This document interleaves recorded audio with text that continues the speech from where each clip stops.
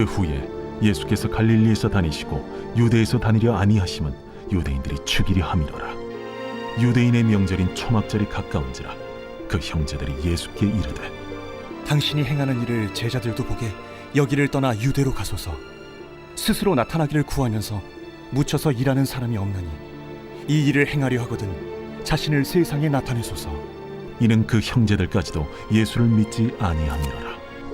내 때는 아직 이르지 아니하였거니와 너희 때는 늘 준비되어 있느니라.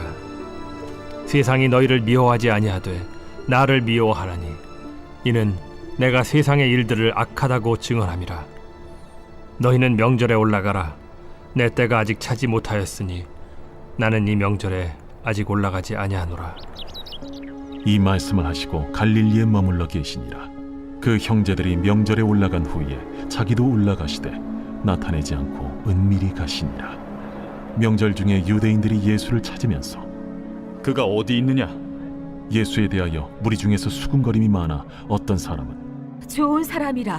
아니라 무리를 미혹한다. 그러나 유대인들을 두려워하므로 드러나게 그에 대하여 말하는 자가 없더라. 오늘 말씀은 믿음이 없기에 라는 제목으로 말씀을 전하겠습니다. 오늘 본문에는 이제 유대인의 명절이 되었는데요. 이 명절은 초막절입니다. 유대인들에게 있어서 초막절은 매우 중요한 절기입니다.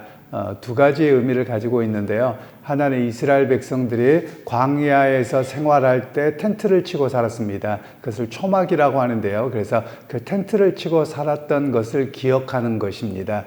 그리고 두 번째로는 우리가 룻기에서도 잘 알고 있는 것처럼 이스라엘 백성들이 가나안에 정착한 이후에는 그들의 타작마당을 펴서 텐트를 치고 타작을 하는 그런 시간들이었습니다. 바로 그래서 하나님께서 풍요롭게 주셨음에 대한 추수감사절에 해당하는 것이 이 초막절의 절기가 됩니다.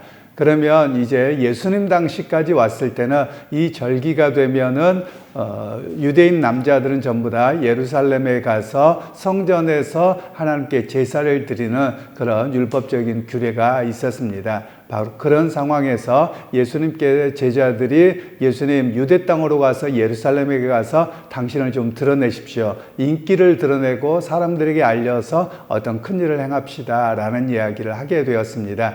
그에 대해서 예수님께서는 올라가지 않고 계셨다가 조용히 혼자서 올라가게 되시는 그런 장면이 오늘 본문의 이야기가 되겠습니다. 그러면서 사람들은 어떻게 하느냐? 오늘 예수님과 함께 했던 제자들이 처음에 믿음이 없어서 또 예수님이 누구시고 왜 예수님이 이 땅에 오셨는지에 대한 이해가 없었습니다. 그랬기 때문에 이들은 세속적인 관점, 즉 사람들의 관점에서만 보게 되는 겁니다. 앞에 말씀드렸던 것처럼 유대인의 명절에는 남자들이 전부 다 예루살렘에 올라갑니다. 그러니까 예루살렘에 조금 있는 게 아니고 사람들이 엄청나게 많은 겁니다. 그리고 이 사람들이 다 모여있다가 돌아가게 되면 일주일 있다가 돌아가게 되면 유대 땅과 갈릴리 땅 전역에 그리고 또 외국에 있는 유대인들에게까지 어떤 일이 일어났는지 다 뉴스가 되어지고 일들이 되어지지요. 그러니까 제자들이 바라보는 것은 예수님의 메시지를 듣고 야 이분이다 이렇게 마음이 드는 것이죠. 그래서 예수님을 통해서 수많은 사람들에게 알려지고 그리고 수많은 사람들에게 인기를 얻어서 어떤 역사를 이루기를 원하는 그런 모습입니다. 그러니까 유대인들 또 특별히 예수님의 제자들도 아직 영적인 비밀을 알지 못해서 하나님 나라를 어떻게 이해하고 있느냐면 눈에 보이는 세상 나라로 이해하는 겁니다. 그래서 사람들에게 인기를 얻고 또 열광적인 지지를 받아서 어떤 그 로마로부터 또는 헤롯으로부터의 독립된 나라 이런 개념을 세우고자 하는 것이 이들의 모습이었다라고 할 수 있습니다. 그래서 5절 말씀에 실상은 뭐가 문제였느냐라는 것을 이야기하는데요. 이는 그 형제들까지도 예수를 믿지 아니함이로라. 믿음이 없었다라는 것이죠. 어떻게만 보고 있느냐면 사람들의 관점, 세상의 관점에서만 인기를 얻고 어떤 일을 하게 되는 그런 관점에서만 보게 되었다라는 것을 이 본문에서는 이야기를 하고 있습니다. 즉 하나님의 일이라고 하는 것 관점에서 보지 않고 사람의 반응의 관점에서 보기 때문에 이렇다라는 겁니다. 그런 측면에서 오늘 저와 같은 사역자들도 마찬가지고 교인들도 마찬가지입니다. 우리는 어떤 것에 대한 결과 그리고 사람들에게 대한 인기, 이런 것은 정치인들이 하는 일이고요. 교회 사역자들은 어떻게 해야 되느냐? 이것과 상관없이 하나님으로부터 온 일이라며 결과는 주님께 맡기고 꾸준히 해 나가야 됨을 오늘 본문에서는 이야기를 하고 있는 겁니다. 그런데 실상은 우리 주변에 많이 보면 사람들이 뭐라고 하는가, 사람들이 나를 어떻게 여기는가, 여기에 더 목말라 하는 겁니다. 하나님의 뜻에 합당한가에 대한 관점보다도 사람들이 어떻게 반응하고 어떻게 나에 대한 이야기를 하는가, 여기에 더 목말라 하는 것이 오늘날 우리의 문제라고 할 수 있습니다. 이런 문제가 무엇 때문이냐? 오늘 주님께서는 믿음이 없기 때문이다 라고 결론을 맺고 계신다라는 것입니다.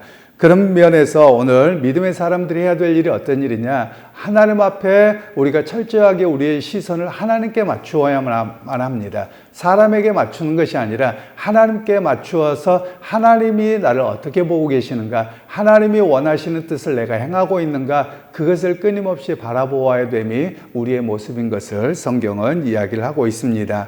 그리고 나서 이제 주님께서는 6절 말씀에 예수께서 이르시되 내 때는 아직 이르지 아니하였거니와 너희 때는 늘 준비되어 있느니라. 여기에서 예수님께서 때를 말씀하실 때는 시간의 개념을 이야기한 것은 아니고요. 헬라어에서는 이 때라는 시간이라는 개념이 두 가지가 있습니다. 하나는 크로노스라고 하는 개념이 있는데요. 크로노스는 연대기라고 말합니다. 예를 들면 올해가 2025년 1월 23일 이렇게 날짜와 연도의 개념을 이야기할 때는 크로노스라고 하는 때라는 이 단어를 쓰고요. 여기에서 쓰는 예수님께서는 카이로스라고 하는 단어를 씁니다. 카이로스라고 하는 단어는 어떤 중요한 이벤트가 있을 때, 어떤 특별한 사건, 이런 때를 카이로스라고 이야기를 합니다. 그러니까 우리가 기억하는 날들이 있죠. 그냥 쭉 매번 모든 날짜를 기록하는 것이 아니라 내 인생에서 정말 중요한 어떤 때, 이런 이야기를 할 때 바로 카이로스라는 때를 씁니다. 그러니까 여기에서는 하나님의 때라는 말, 즉 주님께서 당신의 때가 오지 않았다는 말은 하나님의 계획을 이룰 때인데, 그때가 언제냐? 몇 년 몇 월이 아니고요. 바로 예수님의 십자가의 사건이 아직 오지 않았다. 이런 의미로 오늘 여기에서 말씀하고 계시는 내용입니다. 그리고 나서 이제 예수님께서 먼저 너희가 명절에 올라가라 그래 놓고 나중에 홀로 올라가시게 되었습니다. 그런데 예수님에 대한 소문을 많은 사람들이 알고 있었지요. 그러니까 제자들은 오히려 예수님에게 대중적인 인기를 받기를 원했었는데 오히려 예수님은 홀로 조용히 가십니다. 그래서 예루살렘에서 많은 사람들이 당연히 예수님이 올라왔을 걸 알고 예수님을 찾습니다. 이야기를 들어보고 싶고 도대체 누군가 보고 싶고 그냥 인기에 불과한 것이죠. 바로 그런 가운데서 12절에 이렇게 말씀합니다. 예수에 대하여 무리 중에서 수군거림이 많아 어떤 사람은 좋은 사람이라 하며 어떤 사람은 아니라 무리를 미혹한다 하나. 이 사람들이 어떤 사람들입니까?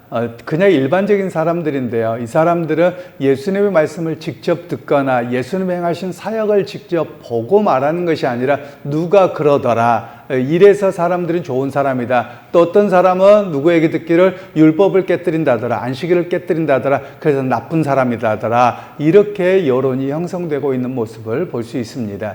그런 측면에서 사실 오늘 우리가 매번 중요하게 깨어 있어야 될 부분이 있습니다. 우리는 대부분 어떤 정보를 습득합니다. 그런데 그 정보를 습득할 때 조작된 것을 습득하기가 쉽습니다. 그 조작됐다라는 말은 어떤 거냐면, 예를 들면 A라는 사람이 있고 B라는 사람이 C라는 사람이 있습니다. 그러면 A와 B와의 관계에 따라서 C인 제가 B하고 A가 나쁩니다. 그런데 A가 저한테 와서 B가 나쁘더라 이렇게 이야기를 합니다. 그럼 저에게 나쁜 사람이 B가 돼버리는 겁니다. 나하고 B하고는 아무 상관이 없는 것이죠. 그런데 이렇게 이야기를 하는 경우가 종종 있더라라는 겁니다. 예전에 저희 경험에서는 이런 경우가 있었습니다. 제가 구체적인 어떤 사건을 말씀드리기는 어렵고 어떤 사역을 하는 데 있어서 어떤 선교사님과 어떤 사역자 간의 사이가 좋지 않았습니다. 그런데 저희는 교회를 개척하기로 했고요. 그런데 어떤 두 사람의 관계가 나쁘니까 자기를 따르라고 이야기를 하는 겁니다. 그래서 저는 그걸 거절을 했죠.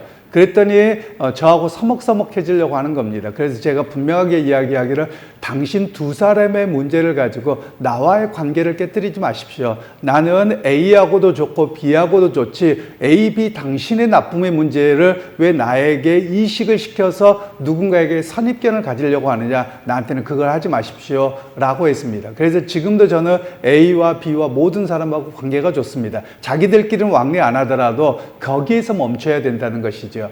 그런데 많은 사람들은 내가 누구를 겪어보고 나면 그 이미지, 내가 갖고 있는 생각을 가지고 사람에게 이 사람에 대한 어떤 걸 씌우려고 합니다. 그래서 그 사람에게 나쁜 감정을 갖게 하는 것이죠. 바로 이것이 조작질이라고 말할 수 있는 것입니다.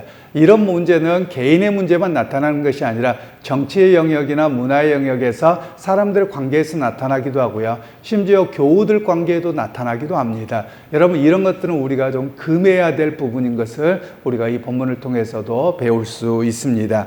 즉 우리는 어떻게 해야 됩니까? 누가 그렇더라라가 아니라 내가 경험해 보지 아니하고는 판단을 좀 멈출 필요가 있습니다. 내가 직접 들어보고 내가 직접 경험하지 아니하고서는 누가 그렇다라는 이야기를 하지 않는 것, 그것이 우리가 좀 해야 될 필요성이 있는 모습입니다.